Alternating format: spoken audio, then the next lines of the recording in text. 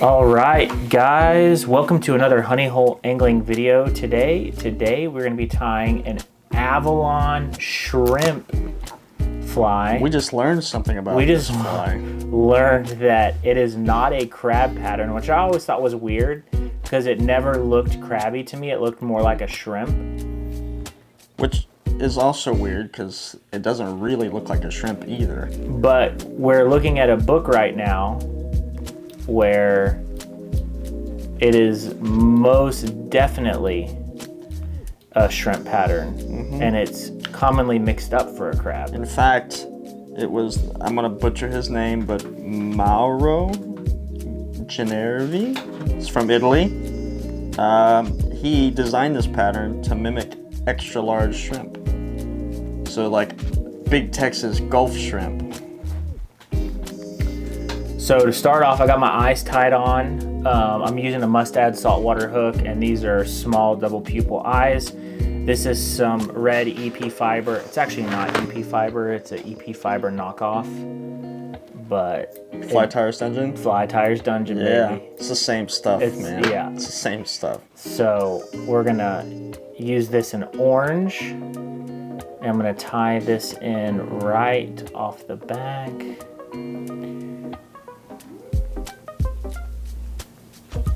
Tie it down the bend just a little bit, and then I'm going to immediately trim. Pretty short.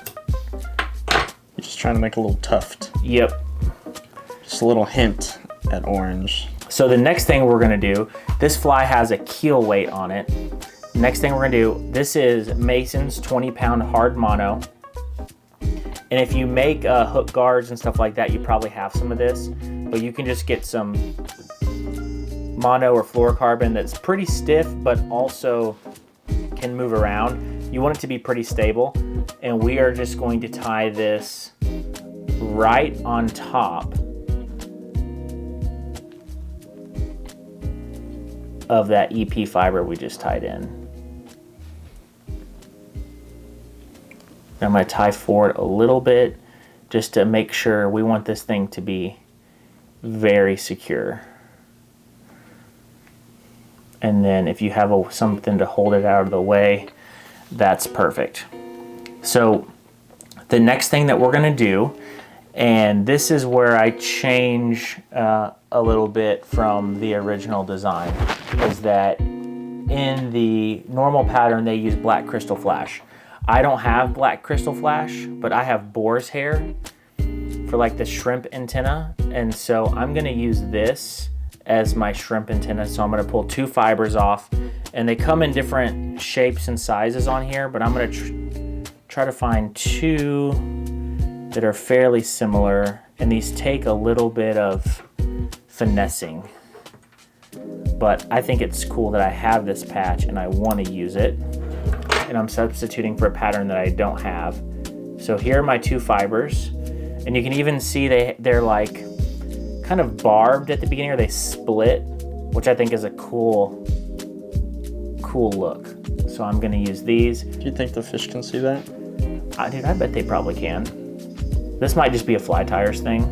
Well, I'm not even being smart. I'm legit asking, do you think? I've never fished for permit before, so. Permit? Yeah. Redfish? Nah, they don't care. They don't care. Permit, though. I think redfish just has to be, I don't even think you have to have the right profile, just the right color, and you're good to go. You know, I think too, I'm gonna adjust this a little bit because it's a little bit, it's not exactly how I want it. The funny thing about the Avalon crab is it's been fished for permit a lot, and the last time I went, I brought a bunch of Avalons, and we didn't even use them because the guide was like, nope, permit, don't eat them anymore. At least where I was fishing. Just a little adjustment on that. Perfect. Then we're going to tie the other one in on the other side, and I tie them facing out as opposed to facing into each other, so you find the natural curve. And so since I tie them out, you want to tie it into this hair's natural curve. Loose wrap to grab. Perfect. So you guys can see they're You might not be able to, but you can see those two fibers and how they flare out. Yeah, there you go. That's what I like right there.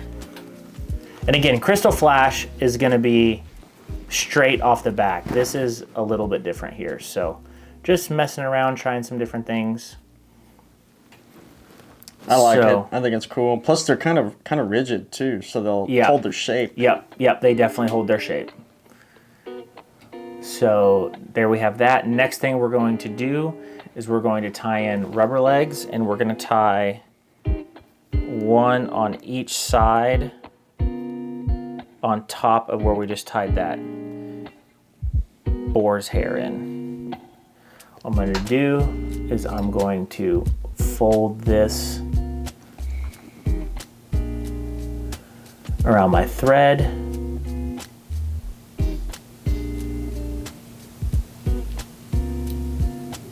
Just like that. Then I can stick that in there. Sometimes they don't fit, but we'll just try to move that out of the way. Then we're going to take in the other side. This is where this pattern gets, it's not a hard pattern to tie, but there ends up being a lot going on, so you just have to kind of take your time and just be careful and make sure you not, a lot of materials hanging off the fly, and you just want to make sure that everything is good to go. So, all right. So the next thing I'm going to tie in is this pearl braid. And again, this is where I'm going to make a little bit of a change. I've kind of altered this to where I like it a little bit more, and it suits to the materials that I have. Not necessarily that I like it more, but it suits to the materials that I have at home. So I'm going to flip my vise over here, and I'm going to tie this in on the underside of the hook, and it's going to go straight back. And you'll see why this is done this way in a little bit. So flip your vise over, and we're going to tie this back. It's a little bit, again, just take your time as you tie back with that hook there, just to make sure everything is good. All right, there we go. And again, I'm gonna try to, I need to get me one of those clamps so I can just, like you have. A hair clip. A hair clip. You have yours handy? I don't. No. You want it? I can get it. No, you're fine. So if you have a hair clip, you can just take all this and you can just clip it just like that, so all the materials stay out of the way while you're tying. Just a little tip. I don't have one handy, but we'll just keep on rolling. So the next step, again, is a change. The original pattern calls for marabou, and you tie in the tips and you twist it so it's kind of like a tight body, but the marabou I have at home is not good for that because I've tried it a couple times. The fibers aren't even enough with what I have to make it look good when you twist it and you wrap it. So what I'm doing instead... The marabou you need to do something like that is blood quill. Blood quill marabou, there you go. If you have woolly bugger marabou, it's not gonna work. So I'm gonna use this Hare's Wiggle Dub. It's got little rubber, it's Hare's ear material with some little rubber legs in it. And that's what I'm gonna use to make the body. And so what I'm going to do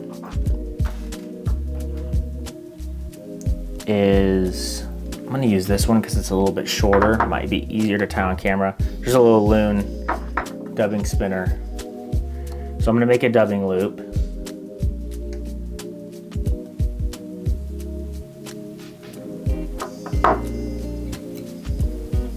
Take my thread forward.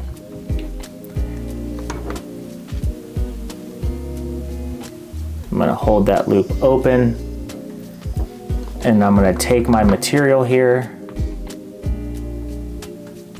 I'm just going to do my best to put it in the loop. It's not I need easy some with wax. the camera in your lap. It's not easy with the camera in the lap, but we're going to make this work.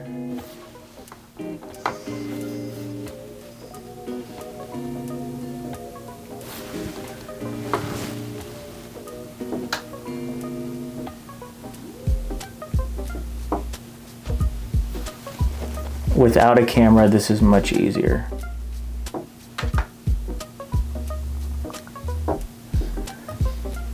Take that.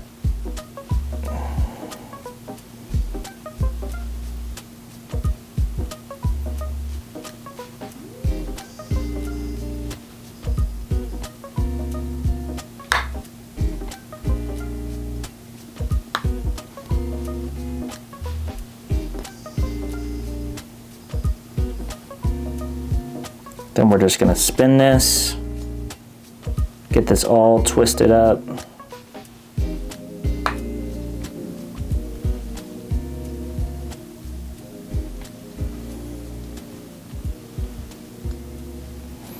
It's really important not to twist too much. And when you do put a lot of twists in it, don't pull and put too much tension, because it'll be under more stress than normal. It'll break a lot easier, your thread. So I'm just gonna take this brush and just kind of lightly touch these fibers, kind of separate them and pull them out. We'll see how this turns out. Oh. Oh, that's not good. What just I think happened? you're good. It fell off your hook. I think you're good. Oh man. What in the world? I've never had that happen before. So we're gonna take our time. Okay, that's not working. So what we're gonna do, the tool I should have grabbed from the beginning, is my other dubbing brush with that little attachment. Dang. You been drinking? No.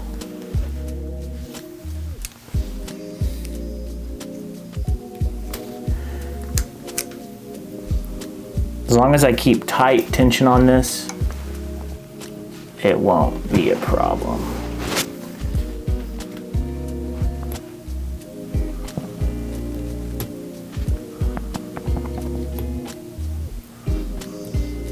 You're flirting with the devil there, buddy. I know. I'm like trying to do a couple things at once.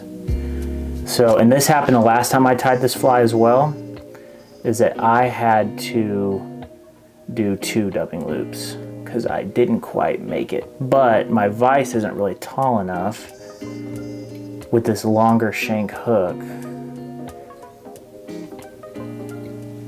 So we're gonna try this again.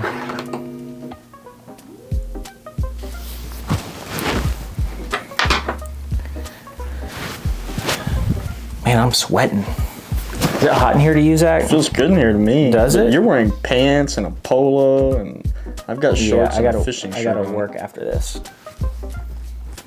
I gotta go tie flies after this. I'm playing teacher today.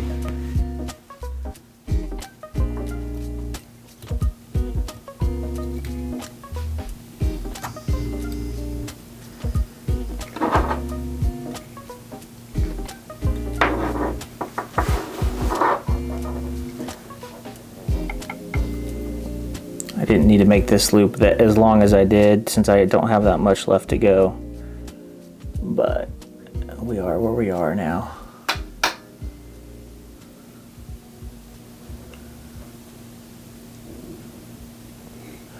A little bit of dubbing wax might help these fibers hold as well.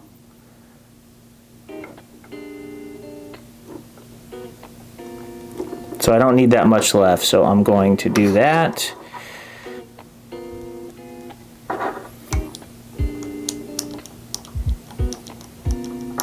Then I'm going to spin this.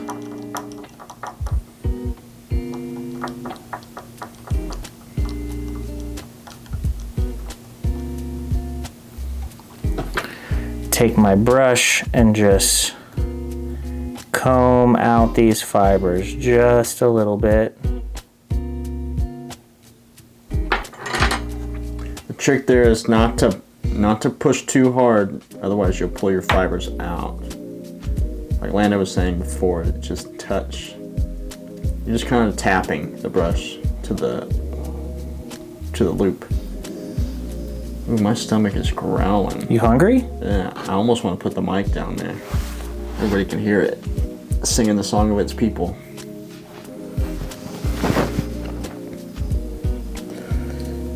Okay, one And more that looks loop. good right there. The fly, I mean. Brush that out.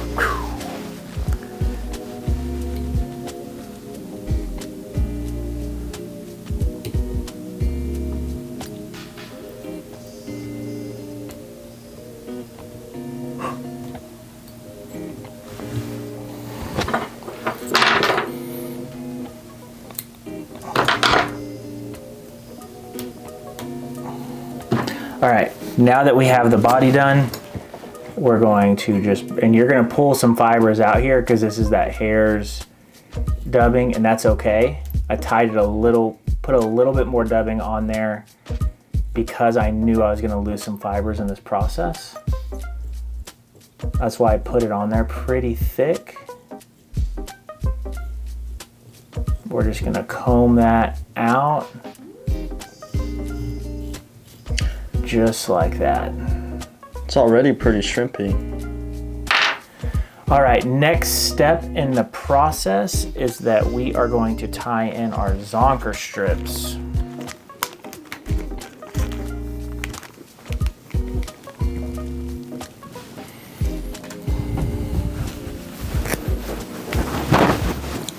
All right, so we have a zonker here.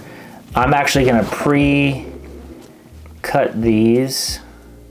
I'm gonna fold the material out of the way so I can just cut as much of the leather as possible.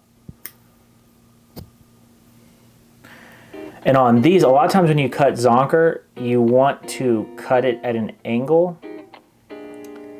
But with these, you want to cut them flat to tie them in. So I'll show you here, I'll show you that here in a second. And we'll cut the tips at an angle, but to tie in, we want flat material. And I'm gonna pull a little bit of this hair off the front. You guys can see there where it exposes that leather.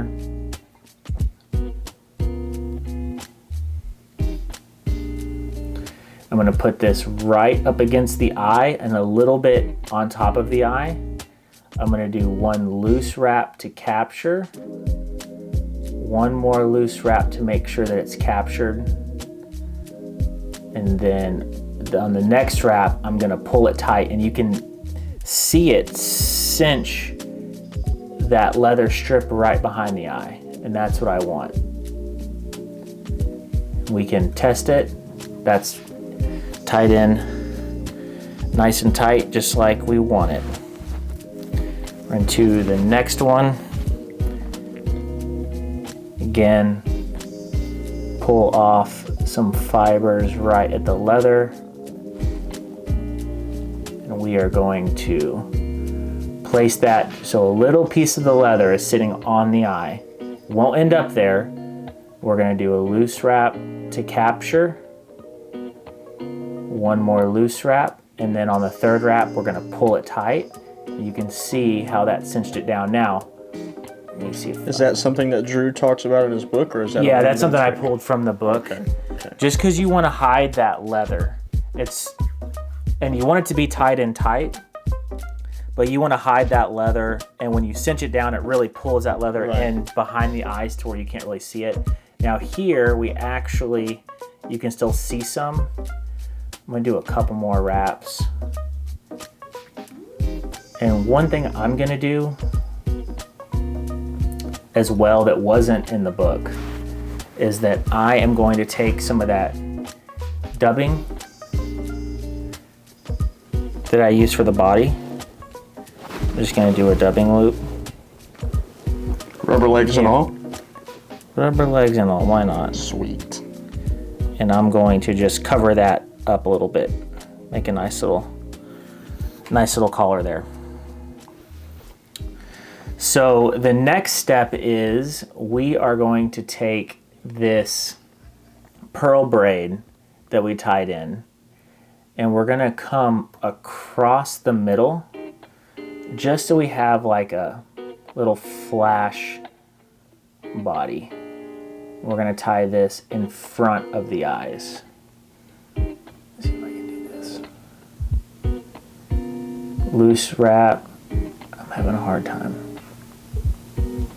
with all the materials. And this, again, this is where you got to just take some time. There's a lot of materials all over the place on this fly. And you just want to take some time. And the cool thing is, again, just like about anything else, you can do a loose wrap and then you can adjust it as needed. We got that braid tied in. On the original, you tie a piece of that braid in on each side and you come across the middle from each side. But I like doing one across the middle because when it comes from each side, there's a gap in the middle that's a little weird, but with this dubbing I'm using with the rubber legs in it, it makes the rubber legs act weird. So this is gonna give them a little bit more, I think, make them look a little bit better on the fly.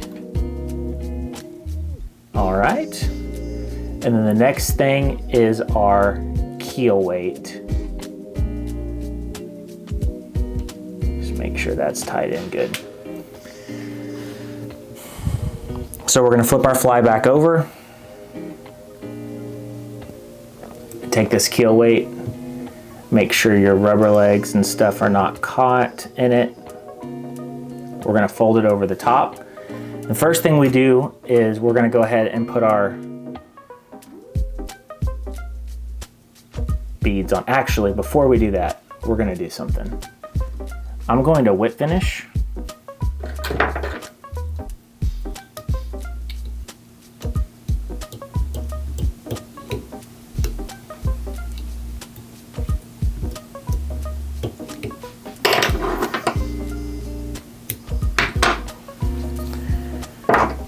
We're going to change threads to orange. So we want that hot spot in the front. Ooh, what just happened?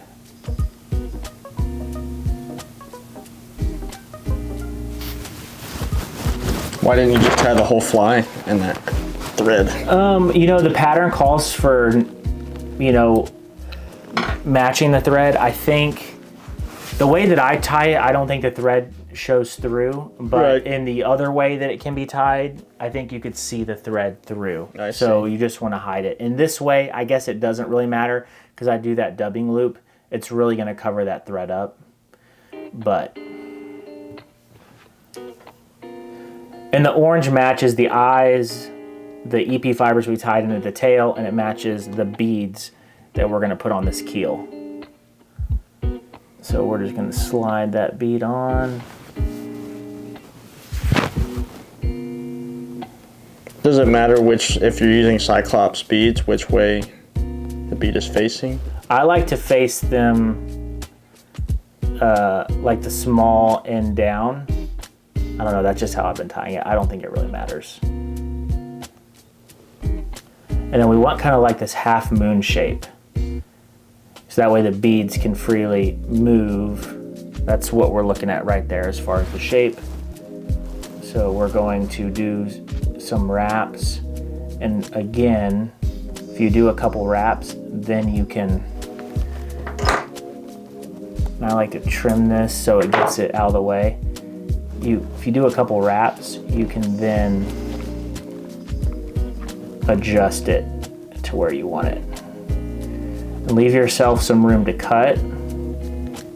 That short, you don't want to tie that mono all the way down to the eye.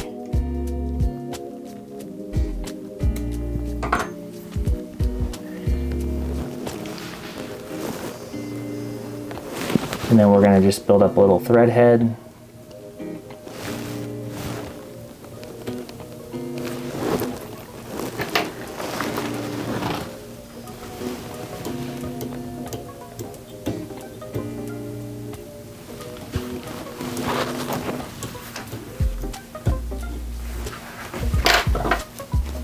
We're going to trim. All right. And then last but not least, we're going to trim our rubber legs, and I'm just going to trim them a little bit. You really want them, or I want them to be just a hair longer than that boar's hair I tied in.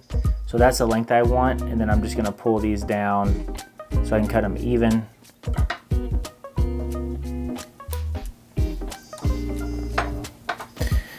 And then these zonkers are a little bit long, so I'm gonna trim those a little bit. And this is where I'm gonna trim at an angle. So I'm just gonna cut these a little bit shorter. What are you using to gauge the length? Like, what are you trimming it to? I'm trimming it to slightly longer than the hook. Okay. So, I think too much is going to be really hard to cast, and you want them to have movement, but you don't necessarily, they don't have to be super long. So I'm going to do that right there. I'm going to trim this one at an angle. And then I'm just going to match the other side.